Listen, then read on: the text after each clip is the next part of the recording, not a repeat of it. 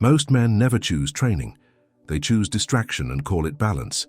They move from stimulus to stimulus, mistake movement for progress, and age without structure. The body softens, the mind weakens. Discipline remains something they talk about, never something they live. Time passes and nothing inside them changes, because nothing is being repeated long enough to harden behavior. A small minority operates differently.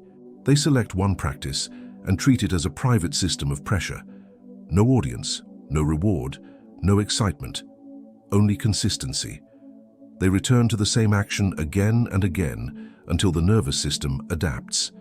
Over time, discipline stops feeling like effort and becomes automatic. Self-command replaces motivation. From the outside, nothing looks different.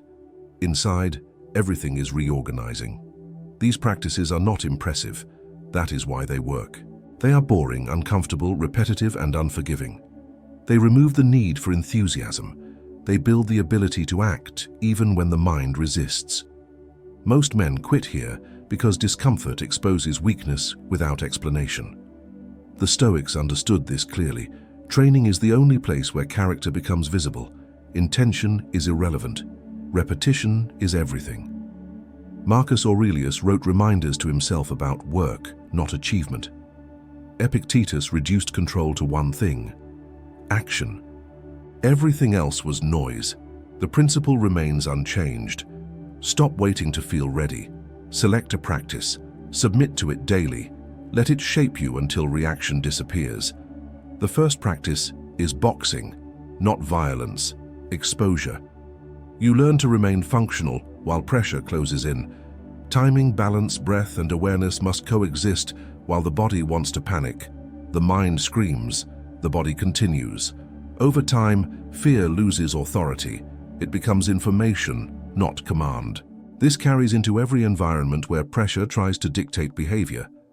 The second practice is writing, not expression, examination. When thoughts are placed on paper, excuses lose protection. Patterns repeat themselves clearly. Weak reasoning becomes visible.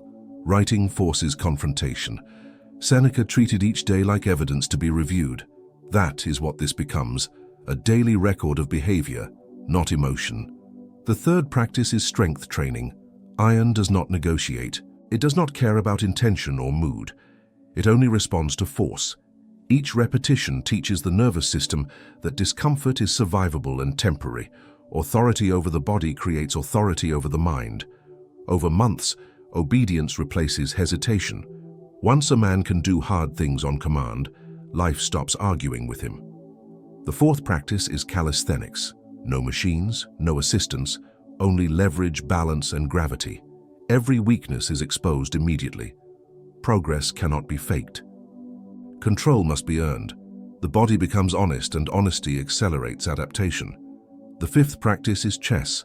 It punishes impulse and rewards restraint. Reaction creates loss. Stillness creates advantage. You learn to wait. You learn to see further ahead than your emotion allows.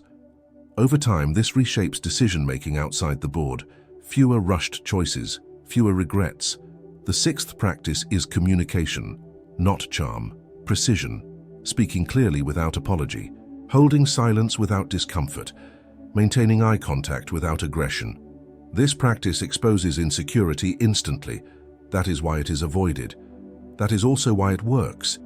Presence is not a trait, it is trained behavior. The seventh practice is reading, not consumption, acquisition. Each book is borrowed experience. Philosophy builds resilience. Biography corrects perspective. Psychology reveals blind spots. Practical material builds utility. Wisdom is only useful when applied repeatedly. Otherwise, it is decoration. The eighth practice is running, not escape. Endurance. It conditions the body to continue when the mind demands relief. More importantly, it builds the habit of keeping promises made in silence. Identity forms through follow-through, not intention.